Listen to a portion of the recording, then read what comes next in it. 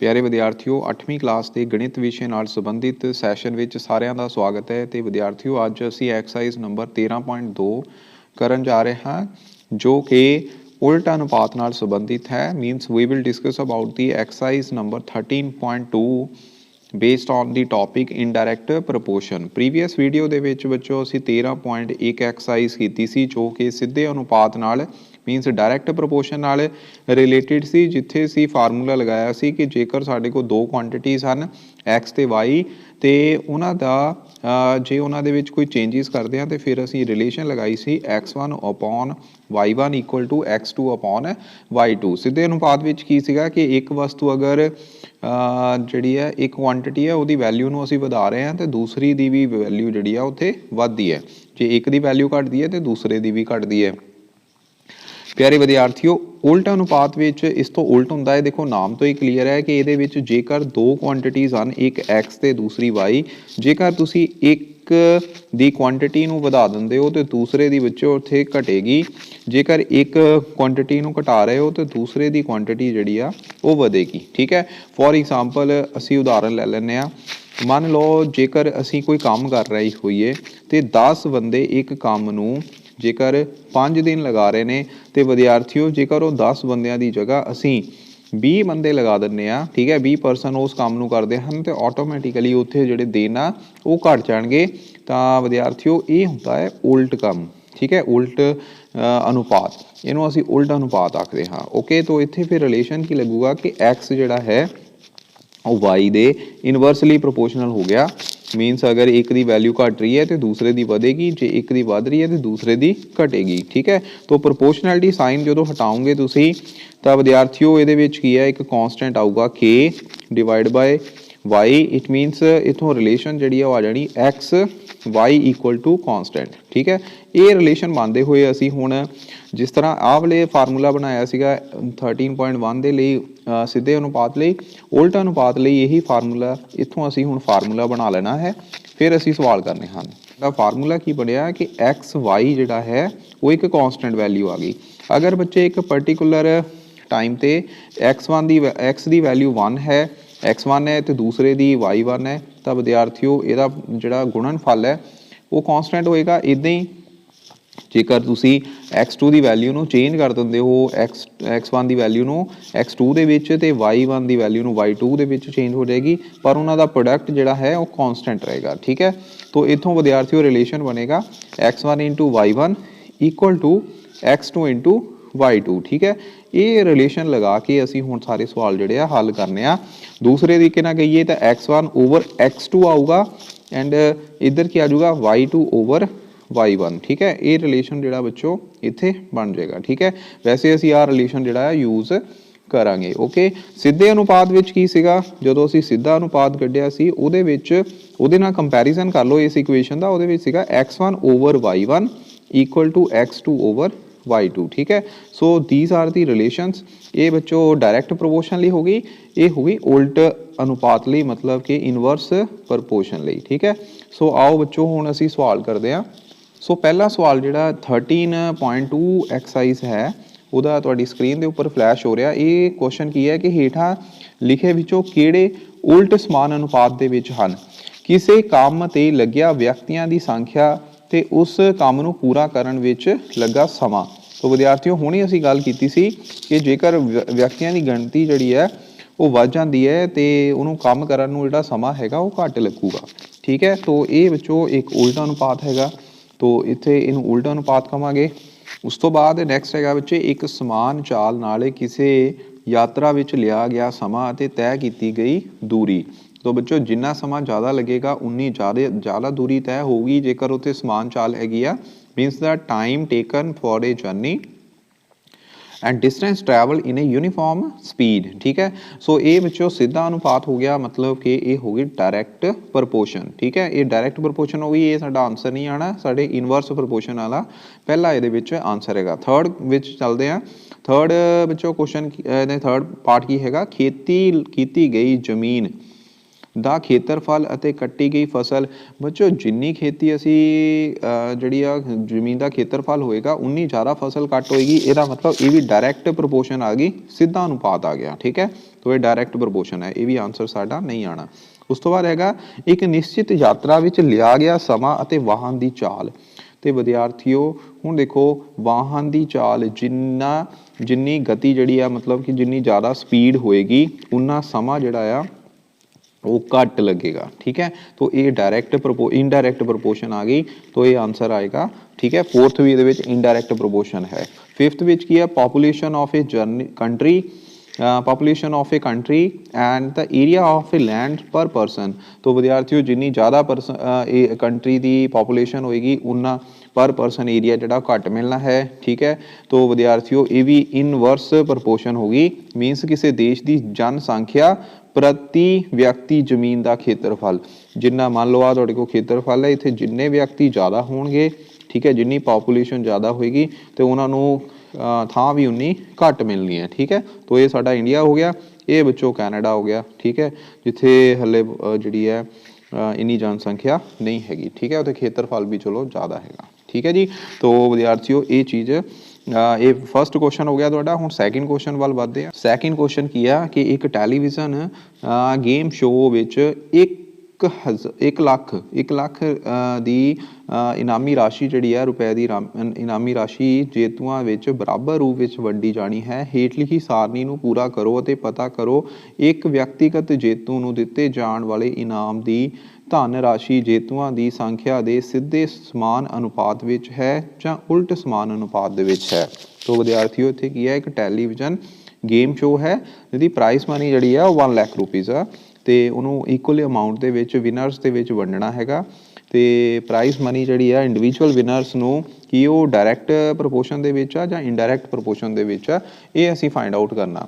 तो विद्यार्थियों जेकर तुसी ध्यान नाल देखो जेतूआं की संख्या इत्थे एक दित्ती हुई पहला, तो एक जेतू आ तो बच्चों 1 लाख रुपया। ठीक है, 2 जेतू हो गए तो 50,000 रुपया, 4 जेतू होणगे तो विद्यार्थियों इत्थे की है 1 लाख का जिहड़ा है चौथा हिस्सा आ जाना, यानी कि 25,000 आ जाने। ठीक है, तो इस तरह मतलब कि जिन्ने जेतूआं की संख्या वध रही है तो इनामी राशि भी जिहड़ी आ पर परसन वो की है घटती जानी है।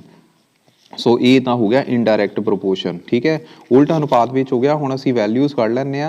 वैल्यूज़ दे विच की है सब तो पहला बच्चों इत्थे रिलेशन हुण किद्दां लगाना, देखो इत्थे तुसीं रिलेशन आ वाला यूज़ करना x1 into y1 equal to x2 into y2। ठीक है, मैं एक कर देना, देखो 2 गुणा 2 जे 2 परसन आ x1 असीं 2 मान लैने तो y1 जिहड़ा है वो 50,000 मान लैने। ठीक है, तो x2 बच्चों उन्होंने दिता होया 4 तो y2 की वैल्यू असीं कढ़नी है। तो किद्दां करूँगे, ये देखो 1 लाख ही हो गया।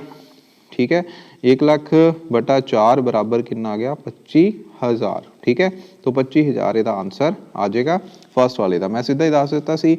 उस तो बाद विद्यार्थियों तुसीं हुण की करी जाना है, सीधी गल है कि ये आ तो कॉन्सटेंट ही रहना है। ठीक है, 1 लाख ही 1 लाख नूं हुण तुसीं 5 नाल डिवाइड करोगे तो विद्यार्थियों ये 20,000 बन जाएगा। मतलब इत्थे सैकेंड विच जिहड़ी सैकेंड फिलअप हैगी आ 20,000 आ जाएगा। फिर उस तो बाद 1 लाख नूं तुसीं की करना है, इत्थे 8 नाल डिवाइड कर देना, यानी कि ये आ जाएगा।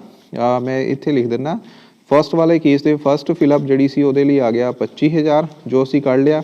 सैकेंड फिलअप दे विच ये कितना आ गया बच्चों 20,000। ठीक है, थर्ड फिलअप दे विच 8 नाल डिवाइड कर देना 1 लाख नूं तो बच्चों ये 12,500 आ जाएगा। उस तो बाद फिफ्थ हैगा 10% जेकर हो जाते हैं फिर बच्चों प्रति परसन जो 10,000 रुपये 1 लाख में 10 ना डिवाइड करूँगे एक जीरो घट जूगी। उस तो बाद लास्ट में ई हैगा उन्होंने 20 ना डिवाइड कर देना तो ये आ जाएगा 5,000 रुपये। ठीक है, तो विद्यार्थियों 20 ना डिवाइड करूँगे 1 लाख नूं तो 20,000 रुपये आएगा। सो मैं सारे लिख देते इतने तुम फिलअप होना फिल कर देनी है पर करना इस तरह है।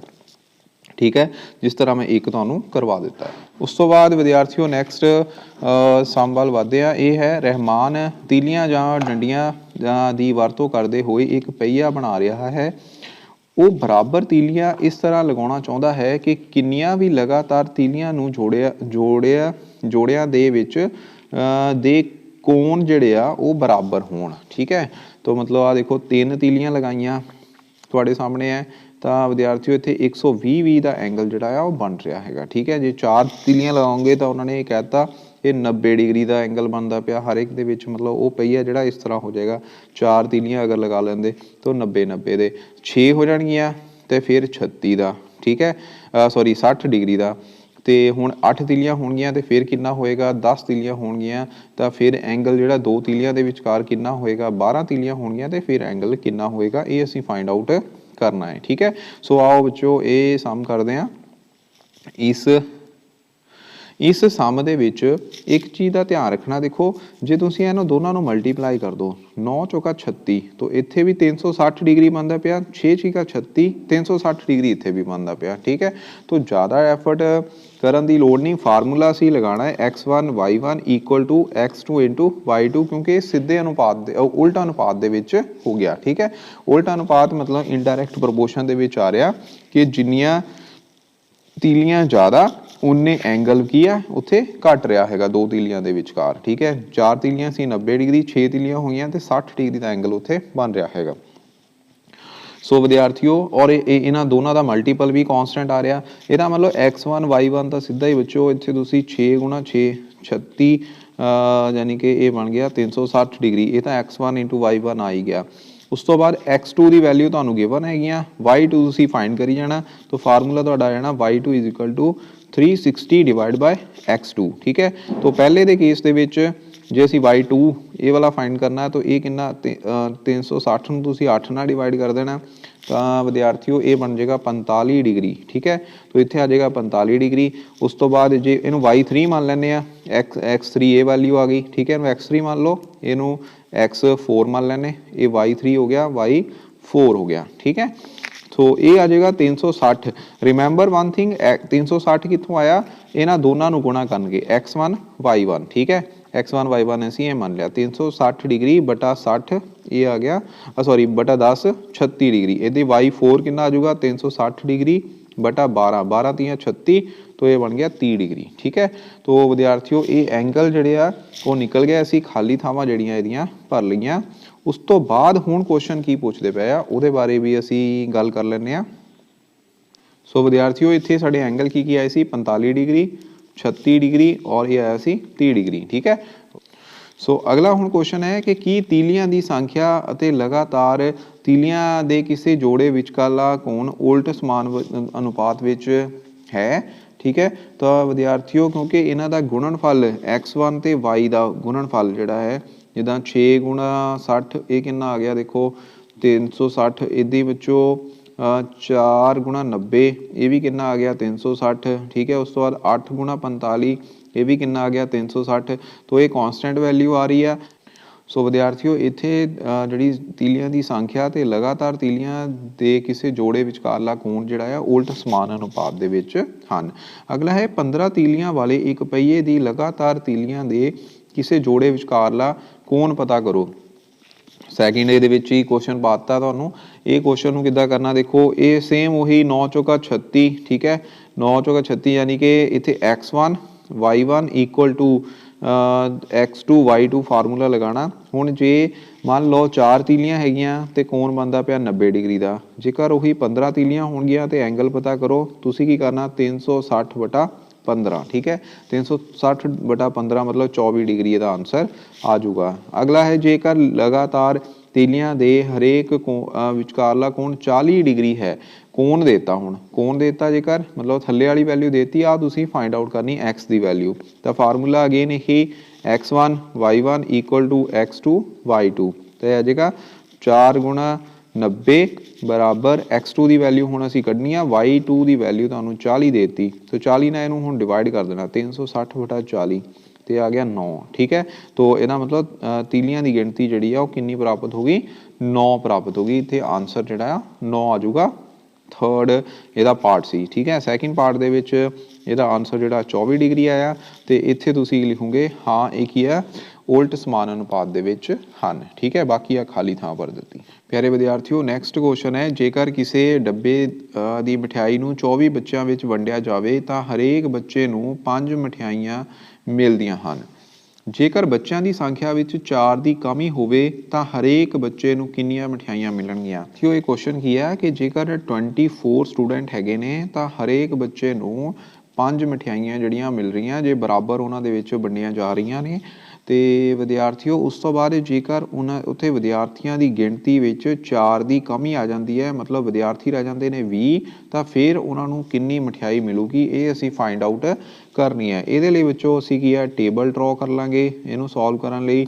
ਤਾਂ ਟੇਬਲ ਦੇ ਵਿੱਚ ਕੀ ਲਿਖਾਂਗੇ, ਸਭ ਤੋਂ ਪਹਿਲਾਂ ਇਸ ਸਾਈਡ ਵਿੱਚੋਂ ਅਸੀਂ ਲਿਖਾਂਗੇ ਬੱਚਿਆਂ ਦੀ ਸੰਖਿਆ।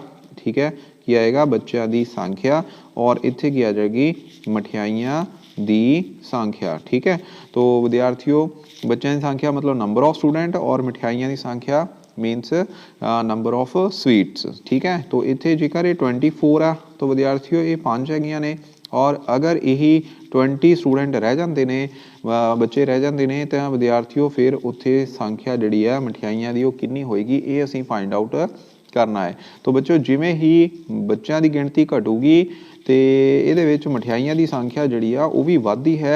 तो बच्चों ये की है ये एक उल्ट समान अनुपात है। ठीक है, जिस करके असी फार्मूला लगावांगे 24 गुणा 5 यानी कि x1 into y1 equal to x2 into y2 तो इत्थे b गुणा y। ठीक है, तो ये फार्मूला जो लगाओगे तो y की वैल्यू 24 गुणा 5 बटा 20। ठीक है, तो जो इनू तुसी सॉल्व करोगे तो सॉल्व करन ते तुहानू बच्चों इत्थों 6 प्राप्त होवेगा। ठीक है, किस तरह देखो 4 पंजा 20, ठीक है 6 चौका 24। ओके, 4 पंजा 20 ये नाल कट गया तो 6 चौका 24 आ गया, तो 6 आंसर इत्थों मिलेगा। ओके, सो मठियाइयां की संख्या भी ऑटोमैटिकली की है इंक्रीज। क्वेश्चन नंबर 5 कि एक किसान की डेयरी में 20 पशुओं के लिए 6 दिन का भोजन पिया है, जे इस डेयरी में 10 पशु होर आ जाण तो ये भोजन किन्ने दिन लई काफ़ी होएगा।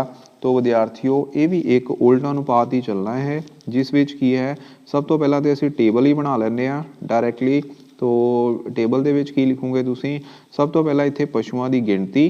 ठीक है, पशुओं की गिणती, और विद्यार्थियों इत्थे की है दिनां की संख्या। ठीक है, दिनां की संख्या जिहड़े विद्यार्थियों पशुओं की गिणती कितनी है, जेकर 20 हैगी आ 6 दिन लिए भोजन चल रहा, जेकर उत्थे 10 पशु होर आ जाते हैं यानी कि 20 जमा 10 बराबर 30 पशु हो जाते हैं, फिर भोजन जिहड़ा है वो किन्ने दिन चलूगा ये असीं फाइंड आउट करना है। तो विद्यार्थियों फार्मूला लगेगा 20 into 6 into 30 into y minus x1 into y1 equal to x2 into y2। ठीक है, तो y की वैल्यू कितनी आ गई 20 गुणा 6 बटा 30 दूसरी साइड चल जाने, 0 ना 0 कट जाना, 3 दूनी 6 तो 2 दूनी कितना आ गया 4। इसका मतलब 4 दिन उत्थे भोजन जिहड़ा आ पशुओं लई चलूगा जेकर 10 पशु होर आ जाते हैं। ठीक है, 20 पशु सीगे 6 दिन लग रहे सी, 30 पशु हो गए 4 दिनों विचों चारा जिहड़ा आ खत्म हो जाएगा। अगला बच्चों 6th क्वेश्चन है, ये है एक ठेकेदार ये गणना करता है कि जसमिंदर दे घर विच दोबारा तार लगाउण दा काम 3 व्यक्ति 4 दिन विच कर सकते हैं। जे वो 3 दिन की थां 4 व्यक्तियों जेकर वो 3 की थां 4 व्यक्तियों ये काम इस काम ते लगाउंदा है तो ये काम किन्ने दिनों विच पूरा हो जाएगा। ठीक है, उल्टा अनुपात हो गया, तो क्योंकि व्यक्तियों की संख्या घट गई वध गई तो समा जिहड़ा है वो घट जाना हैगा। तो विद्यार्थियों टेबल बनावांगे, टेबल दे विच इत्थे की लिखांगे व्यक्तियों की संख्या, इत्थे व्यक्तियों की संख्या आ जानी है, इत्थे दिनां की संख्या आ जानी है। व्यक्ति जेकर 3 हैं 4 दिन लग रहे हैं, जे व्यक्ति 4 दिन हो जाएंगे 4 हो जाएंगे तो दिनां की संख्या जिहड़ी वो कढ़नी है, तो इनवर्स प्रपोर्शन च सीधी गल है 3 दिनों के विच काम हो जाएगा। करना किस तरह है 3 गुणा 4 बराबर 4 गुणा y। ठीक है, x1 y1 equal to x2 into y2, ये साडा x1 है ये y1 है, ये x2 है ये y2 है। ठीक है, तो y2 की वैल्यू कितनी आ गई 3 गुणा 4 बटा 4, 4 ना 4 कट गए, तो y2 जिहड़ा है वो कितना आ गया 3। तो आंसर कितना आ जाएगा 3 दिनों के विच ये काम जिहड़ा आ पूरा हो जाएगा जेकर 4 व्यक्ति ये काम करनगे। प्यारे विद्यार्थियों 7वां क्वेश्चन है, बोतलों के एक बैच नूं 25 बक्सियां विच रखिया जाता है, जे हरेक बक्से विच 12 बोतलां हन। ठीक है, कितनियां बोतलां ने 12 बोतलां ने। जेकर इस बैच दीयां बोतलां नूं इस तरह रखिया जाए कि हरेक बक्से विच 20 बोतलां होण, 12 ਦੀ ਜਗ੍ਹਾ ਕਿੰਨੀਆਂ ਹੋ ਜਾਣ 20 ਬੋਤਲਾਂ ਹੋ ਜਾਣ ਤਾਂ ਵਿਦਿਆਰਥੀਓ ਕਿੰਨੇ ਬਾਕਸ ਜਿਹੜੇ ਆ ਉੱਥੇ ਭਰੇ ਜਾਣਗੇ। ਇਹ ਅਸੀਂ ਫਾइंड आउट करना तो ਟੇਬਲ ਇਹਦੇ ਵਿੱਚ ਵੀ ਬਣਾਵਾਂਗੇ। ਮੰਨ ਲਓ ਇਹ ਟੇਬਲ ਜਿਹੜਾ ਇਸ ਤਰ੍ਹਾਂ ਬਣਾਵਾਂਗੇ ਜਿਹਦੇ ਵਿੱਚ ਇੱਥੇ ਕੀ ਲਿਖਾਂਗੇ ਅਸੀਂ ਬੋਤਲਾਂ ਦੀ ਸੰਖਿਆ, ਠੀਕ ਹੈ, ਬੋਤਲਾਂ ਦੀ ਸੰਖਿਆ ਜਾਂ ਸਿੱਧਾ ਬੋਤਲਾਂ ਵੀ ਲਿਖ ਸਕਦੇ ਹੋ ਤੇ ਇੱਥੇ ਆ ਜਾਣੇ ਬਕਸਿਆਂ ਦੀ ਸੰਖਿਆ, ਠੀਕ ਹੈ, ਬਕਸਿਆਂ ਦੀ ਸੰਖਿਆ ਜਿਹੜੀ ਹੈ ਉਹ ਲਿਖਾਂਗੇ, ਠੀਕ ਹੈ ਜੀ। तो ਬੋਤਲਾਂ ਜੇਕਰ 12 ਨੇ ਤੇ ਵਿਦਿਆਰਥੀਓ 25 ਬਾਕਸ ਫਿਲ ਕੀਤੇ ਜਾ ਸਕਦੇ ਨੇ। ਜੇਕਰ ਤੁਸੀਂ ਉਹਦੇ ਵਿੱਚ 20 ਬੋਤਲਾਂ ਪੈਕ ਕਰਨੀਆਂ ਨੇ ਫਿਰ ਕਿੰਨੇ ਬਕਸਿਆਂ ਦੇ ਵਿੱਚ ਕਿੰਨੇ ਬਕਸੇ ਫਿਲ ਕੀਤੇ ਜਾ ਸਕਣਗੇ ਤਾਂ ਇਹ ਅਸੀਂ ਫਾइंड आउट ਕਰਨਾ ਹੈਗਾ। ਇਹਨੂੰ y ਮੰਨ ਲੈਂਦੇ ਆ। तो विद्यार्थियों 12 गुणा 25 बराबर 20 गुणा y, ठीक है, x1 y1 equal to x2 into y2, ठीक है। तो y की गिनती कितनी आ जानी 12 गुणा 25 बटा 20, ओके जी। तो इनू बच्चों जो तुसीं सॉल्व करोगे सॉल्व करन ते तुहानूं 15 प्राप्त होवेगा, ठीक है। तो 15 बक्सियां की संख्या जिहड़ी आ होवेगी जेकर हरेक बक्से दे विच 12 ईच बॉक्स ਦੇ ਵਿੱਚ ਅਸੀਂ 20 ਬੋਟਲਸ ਨੂੰ ਪੈਕ ਕਰਦੇ ਹਾਂ, ਠੀਕ ਹੈ। 8th ਕੁਐਸਚਨ ਹੈ। 8th ਕੁਐਸਚਨ ਦੇ ਵਿੱਚ ਕੀ ਹੈ ਕਿ ਇੱਕ ਫੈਕਟਰੀ ਦੇ ਵਿੱਚ ਕੁਝ ਵਸਤੂਆਂ 63 ਦਿਨਾਂ ਵਿੱਚ ਬਣਾਉਣ ਵਾਲੇ 42 ਮਸ਼ੀਨਾਂ ਦੀ ਜ਼ਰੂਰਤ ਹੁੰਦੀ ਹੈ, ਠੀਕ ਹੈ। Factory requires 42 machines to produce a given number of articles in 63 days. ਉਨੀਆਂ ਹੀ ਵਸਤੂਆਂ 54 ਦਿਨਾਂ ਵਿੱਚ ਬਣਾਉਣ ਲਈ ਕਿੰਨੀਆਂ ਮਸ਼ੀਨਾਂ ਦੀ ਜ਼ਰੂਰਤ ਹੋਵੇਗੀ। 63 ਦਿਨਾਂ ਦੀ ਜਗ੍ਹਾ ਬੱਚੇ 54 ਦਿਨ ਵਿੱਚ ਜੇ ਕੰਮ ਕਰਨਾ ਹੈ ਤਾਂ ਫਿਰ ਕਿੰਨੀਆਂ ਮਸ਼ੀਨਾਂ ਦੀ ਜ਼ਰੂਰਤ ਹੋਵੇਗੀ ਇਹ ਅਸੀਂ ਫਾइंड आउट ਕਰਨਾ ਹੈ। तो ਟੇਬਲ ਬੱਚੋ ਇਸ ਤਰ੍ਹਾਂ ਬਣਾ ਲਾਂਗੇ। ਇਸ ਟੇਬਲ ਦੇ ਵਿੱਚ ਕੀ ਹੈ ਇੱਥੇ ਆ ਜਾਏਗਾ ਮਸ਼ੀਨਾਂ ਦੀ ਸੰਖਿਆ, ਠੀਕ ਹੈ, ਇੱਥੇ ਮਸ਼ੀਨਾਂ ਦੀ ਸੰਖਿਆ ਔਰ ਇਹ ਆ ਜਾਏਗਾ ਦਿਨਾਂ ਦੀ ਸੰਖਿਆ, ਠੀਕ ਹੈ, ਦਿਨਾਂ ਦੀ ਸੰਖਿਆ। 42 ਮਸ਼ੀਨਾਂ ਨੇ 63 ਦਿਨ ਲੱਗ ਰਹੇ ਨੇ।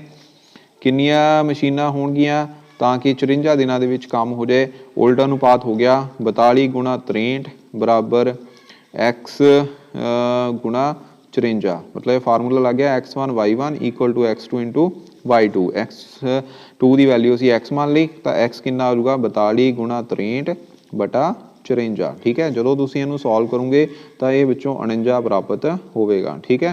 तो 49 मशीनां की जरूरत इत्थे पवेगी, ओके। अगले क्वेश्चन वाल वधदे हां। अगला क्वेश्चन है एक कार एक स्थान तक पहुंचण लई 60 किलोमीटर प्रति घंटे की चाल विच चल के 2 घंटिਆਂ ਦਾ ਸਮਾਂ ਲੈਂਦੀ ਹੈ। 80 किलोमीटर की चाल नाल उस कार नूं कितना समा लगेगा। सो विद्यार्थियों 60 किलोमीटर प्रति घंटे की चाल नाल 2 घंटे समा लग रहा। जेकर यही 80 किलोमीटर प्रति घंटे की चाल होवे तो कितना समा लगूगा ये असीं फाइंड आउट करना हैगा, ठीक है। सो इत्थे की है सब तो पहला असीं की है घंटियां की संख्या, ठीक है, तो इधर की लिखांगे कार की चाल, ठीक है, कार की चाल यानी कि स्पीड ऑफ कार वो लिख लैनी है। तो ये 2 बन गया, इत्थे 60 आ जाऊगा, इत्थे x लिख लो तो ये आ जाऊगा 80, ठीक है। तो 2 घंटे समा लग रहा तो 60 की चाल नाल 2 घंटे 80 की चाल नाल किन्ने घंटे लगणगे ये असीं फाइंड आउट करना है। तो की करांगे 2 गुणा 60 ये भी समान उल्टा अनुपात दे विच हन x गुणा 80, ठीक है।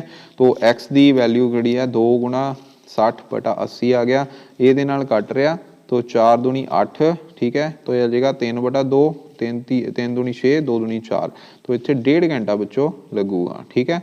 तो ये इहदा आंसर आ जाएगा। अगला क्वेश्चन है 2 व्यक्ति एक घर विच नवीं खिड़कियां 3 दिनों विच लगा सकते हैं। काम शुरू होने तो पहला एक व्यक्ति बीमार हो जाता है। हुण ये काम किन्ने दिन विच पूरा होवेगा। फिर एक दिन विच खिड़कियां नूं लगाउण लई किन्ने व्यक्तियों की जरूरत होवेगी। 2 क्वेश्चन पा दिते बच्चे तो इहनूं हुण करन लई असीं की है सब तो पहला केस जिहड़ा है उहदे विच है जेकर एक व्यक्ति बीमार हो जाता है, ठीक है। तो इत्थे लिख लो व्यक्तियों की गिनती यानी कि और इत्थे बच्चे दिन की संख्या, ठीक है। जेकर व्यक्ति हैं 2 दिन लग रहे 3, एक व्यक्ति होवेगा मान लो एक व्यक्ति क्योंकि एक व्यक्ति बीमार हो गया तो बीमार होने करके बच्चों एक व्यक्ति रह गया उत्थे। तो हुण वो किन्ने दिनों दे विच काम पूरा करेगा किद्दां करोगे 2 गुणा 3 बराबर 1 गुणा y। तो बच्चों 6 दिन उत्थे फिर लग जाने ने। तो इहदा आंसर जिहड़ा है वो कितना आ जाएगा 6 दिन, ठीक है। पहले दे केस दे विच 6 दिनों विच वो काम होवेगा। उस तो बाद विद्यार्थियों नैक्सट क्वेश्चन ये है कि how many persons would be needed to fit a window in a 1 day. एक दिन दे विच हुण इत्थे टेबल किद्दां बनेगा व्यक्ति ਇਹ ਸੇਮ ਹੀ ਰਹਿਣਾ ਕਿਉਂਕਿ ਇਹ ਸਾਨੂੰ ਆਲਰੇਡੀ ਗਿਵਨ ਹੈਗਾ। ਤੇ ਇੱਕ ਦਿਨ ਦੇ ਵਿੱਚ ਅਗਰ ਇਹ ਕੰਮ ਕਰਨਾ ਹੈ ਤਾਂ ਕਿੰਨੇ ਵਿਅਕਤੀਆਂ ਦੀ ਲੋੜ ਪਵੇਗੀ ਬੱਚੋ? 2 ਗੁਣਾ 3 ਬਰਾਬਰ x ਗੁਣਾ 1, ਠੀਕ ਹੈ। ਤਾਂ x ਦੀ ਗਿਣਤੀ ਕਿੰਨੀ ਆ ਗਈ? 6। ਤਾਂ ਇੱਥੇ 6 ਵਿਅਕਤੀਆਂ ਦੀ ਲੋੜ ਪਊਗੀ ਜੇ ਇੱਕ ਦਿਨ ਦੇ ਵਿੱਚ ਉਹ ਕੰਮ ਕਰਨਾ ਹੈਗਾ। ਉਹਦੇ ਵਿੱਚ ਲਾਸਟ 11ਵਾਂ ਕੁਐਸਚਨ ਹੈਗਾ। 11ਵੇਂ ਕੁਐਸਚਨ ਦੇ ਵਿੱਚ ਕੀ ਹੈ? ਕਿਸੇ ਸਕੂਲ ਵਿੱਚ 45 ਮਿੰਟ ਦੀ ਅੰਤਰਾਲ ਦੇ 8 ਪੀਰੀਅਡ ਹੁੰਦੇ ਹਨ, ਠੀਕ ਹੈ। ਇਹ ਕਲਪਨਾ ਕਰਦੇ ਹੋਏ ਕਿ ਸਕੂਲ ਦੇ ਕੰਮ ਦਾ ਸਮਾਂ ਉਨਾ ਹੀ ਹੁੰਦਾ ਹੈ ਜੇਕਰ ਸਕੂਲ ਵਿੱਚ ਬਰਾਬਰ ਅੰਤਰਾਲ ਦੇ 9 ਪੀਰੀਅਡ ਹੋਣ ਤਾਂ ਹਰੇਕ ਪੀਰੀਅਡ ਕਿੰਨੇ ਸਮੇਂ ਦਾ ਹੋਵੇਗਾ? ਪੀਰੀਅਡ ਦੀ ਸੰਖਿਆ, ਠੀਕ ਹੈ, ਪੀਰੀਅਡ ਉਹਨਾਂ ਦੀ ਸੰਖਿਆ ਹੋ ਗਈ ਤੇ ਡਿਵਾਈਡ ਬਾਈ ਇੱਥੇ ਕੀ ਆ ਜਾਣਾ ਉਹਨਾਂ ਦਾ ਸਮਾਂ, ਠੀਕ ਹੈ, ਪੀਰੀਅਡ ਦਾ ਸਮਾਂ, ਯਾਨੀ ਕਿ ਟੇਬਲ ਜਿਹੜਾ ਤੁਹਾਡਾ ਇਸ ਤਰ੍ਹਾਂ ਇੱਥੇ ਬਣੇਗਾ। ਓਕੇ। ਤੇ ਬੱਚੋ ਜੇਕਰ 8 ਪੀਰੀਅਡ ਹਨ ਤੇ ਸਮਾਂ ਬੱਚੋ ਹਰੇਕ ਪੀਰੀਅਡ ਦਾ ਜਿਹੜਾ ਉਹ ਕਿੰਨਾ ਆ? 45 ਮਿੰਟ ਦਾ, ਠੀਕ ਹੈ। ਇੱਥੇ 45 ਮਿੰਟ ਹੈ, ਇੱਥੇ 8 ਪੀਰੀਅਡ ਹੈ ਗਿਣਤੀ। ਜੇਕਰ ਅਸੀਂ 9 ਪੀਰੀਅਡ ਕਰਨੇ ਹੋਣ ਤਾਂ ਕਿੰਨੇ ਸਮੇਂ ਦਾ ਬੱਚੋ ਹਰੇਕ ਪੀਰੀਅਡ ਹੋਏਗਾ? ਜੇਕਰ ਸਾਰੇ ਪੀਰੀਅਡ ਦਾ ਸਮਾਂ ਜਿਹੜਾ ਆ ਬਰਾਬਰ ਹੈਗਾ तो विद्यार्थियों उल्टा अनुपात हो गया 8 गुणा 45 बराबर 9 गुणा y, ठीक है। तो y की वैल्यू कितनी आ गई? 8 गुणा 45 बटा 9। ਜਦੋਂ ਤੁਸੀਂ ਸੋਲਵ ਕਰਨਾ ਇਹਨੂੰ ਕਿੱਦਾਂ ਕਰੋਗੇ? ਦੇਖੋ 15 ਤੇ 45, 3 ਤੀਏ 9, ਇਹ ਅੱਗੇ 5 ਤੀਏ 15, ਯਾਨੀ ਕਿ 9 5 45 ਸਿੱਧੇ ਕੱਟ ਰਹੇ ਸੀ। 8 5 ਕਿੰਨੇ ਹੋ ਗਏ? 40। तो 40 ਮਿੰਟ ਦਾ ਬੱਚੋ ਪੀਰੀਅਡ ਹੋਏਗਾ ਹਰੇਕ, ਜੇਕਰ ਤੁਸੀਂ 9 ਪੀਰੀਅਡ ਕਰਨੇ ਹਨ, ਠੀਕ ਹੈ। ਸੋ ਇਹ ਸੀਗੇ ਬੱਚੋ ਐਕਸਰਸਾਈਜ਼ ਨੰਬਰ 13.2 ਦੇ ਸਵਾਲ। ਤੇ ਹੁਣ ਤੁਹਾਡਾ ਸਿੱਧਾ ਅਨੁਪਾਤ ਤੇ ਉਲਟਾ ਅਨੁਪਾਤ ਚੈਪਟਰ ਜਿਹੜਾ ਉਹ ਕੰਪਲੀਟ ਹੋ ਗਿਆ। ਇਹਨੂੰ ਸਾਰੇ ਬੱਚਿਆਂ ਨੇ ਰਿਵਾਈਜ਼ ਕਰ ਲੈਣਾ। ਓਕੇ ਬੱਚੋ, ਥੈਂਕ ਯੂ ਸੋ ਮਚ।